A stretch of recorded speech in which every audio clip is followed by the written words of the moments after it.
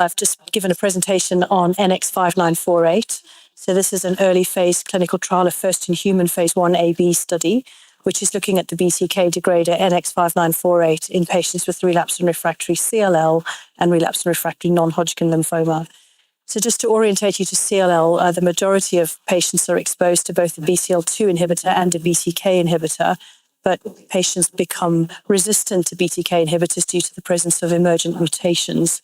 And so once they are no longer responding to BTK inhibitors, either the covalent or the non-covalent type, they have a very poor prognosis. And there's a real need to develop novel therapies to overcome that. And even patients that have got non-kinase active mutations can still have active B-cell receptor signaling through the scaffolding function of BTK. So this is where the BTK degraders come into it. And these are phenomenal drugs because what they do is they bind at a slightly different site to where the covalent and non-covalent BTK inhibitors bind. They bind very transiently and not so deeply. And all they're effectively doing is tagging the protein for degradation via the ubiquitin ligase complex.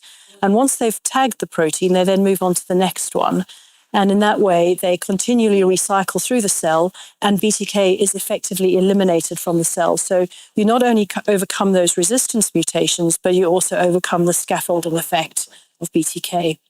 So this is the NX-5948 trial is ongoing, and we are in the dose expansion. We are in the dose escalation phase at the moment, which in the CLL cohort has enrolled 31 patients.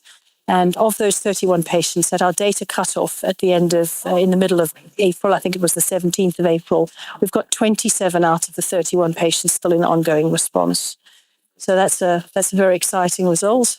The objective response rate to the drug to date has been 69%, with all of the patients achieving a partial response or a partial response with rebound lymphocytosis.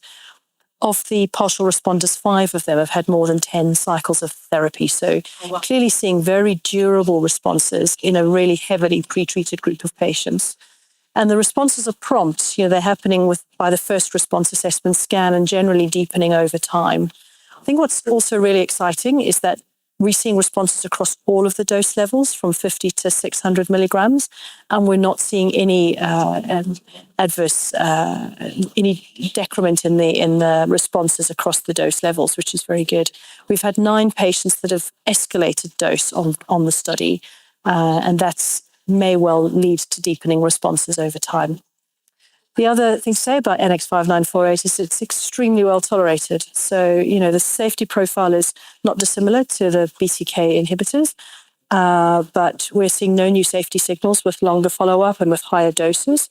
And we're seeing very similar safety profile between CLL and non-Hodgkin lymphoma. The most common side effects are being a contusion and neutropenia and purpura. But none of these adverse events are leading to dose discontinuations or dose disruptions, which is important. The vast majority of people who enrolled in the CLL cohort had mutations either to BTK or other important mutations known to be associated with treatment resistance or poor prognosis. And regardless of the mutation status, we were seeing degradation of the BTK protein. And there was no signal of a particular mutation profile that was either associated with response or resistance. So that's telling us that this drug is overcoming resistance mutations in this difficult to treat disease. So I'm particularly excited about the future of BTK degraders and this molecule in particular. Its safety profile is exceptional. I think it's got the opportunity to be combined with other drugs in the future for even greater efficacy.